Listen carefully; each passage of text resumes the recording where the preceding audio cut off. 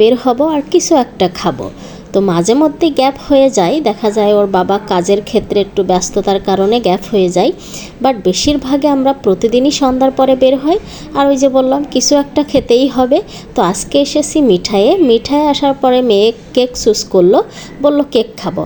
কেকটা নিয়ে দেওয়ার পরে মানে তার একটু অনীহা চলে আসছে। তারপরও দেখি আগে যে ও কতটুকু খায়, তারপরে আমরা না খেলে আমাদের খেতে হয়। বেশিরভাগে এখন দেখা যায় মেয়ের পছন্দে খাবার অর্ডার দিতে হয়, কারণ হচ্ছে ও কিছুক্ষণ খাওয়ার পরে এবার বলে আর খাবো না, এবার লাস্টে দেখা যায় আমাদেরই খেতে হয়। আবার অনেক সময় আমরা যেটা অর্ডার দিয়েছি সেটা হয়তো খেতে চাচ্ছে না, ওর জন্য আলাদা অর্ডার দিলাম।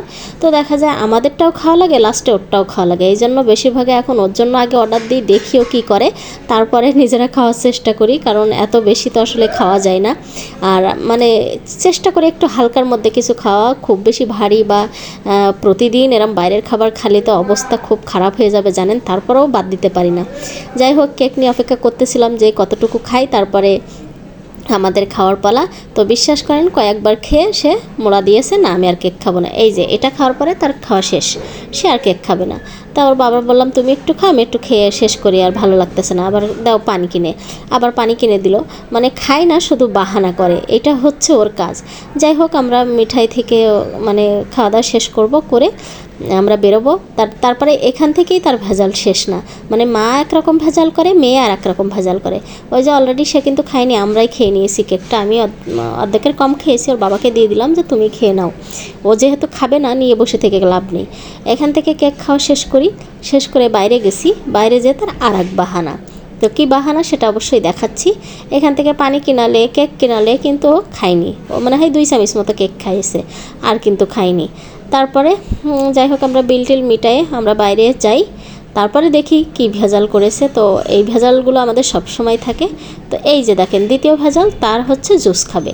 আবার জুস কর্নারে নিয়ে এসে তার জন্য আমি বললাম আমি আর খাবো না, ও জুস কিনে দিয়েছে। এখন সে জুসটা মোটামুটি খাইতেছে, যেহেতু এখন অলরেডি গরমের একটা টান চলে এসছে। আর হচ্ছে জুসটা এমনি তো সবসময়ই সব পছন্দ করে সবাই, তারপরে গরমে বেশি মজা লাগে, ঠান্ডায় তো ঠান্ডা ঠান্ডা জুস খাওয়া যায় না। তো আসলে ঠান্ডা গরম বলে আমাদের মামের কিছুই নেই, আমরা ঠান্ডার সময়ে আইসক্রিম খাই, গরমের সময় আইসক্রিম খাই, ঠান্ডার সময়ে জুস খাই, গরমের সময়ে জুস খাই। আমরা এমন এক কোয়ালিটির মানুষ, মানে একটু অবাকই হয় সবাই আমাদের ব্লগ দেখলে। যাই হোক, সব কিছু শেষ করে বাসায় আসলাম, কিছু জিনিস নিয়ে আসলাম।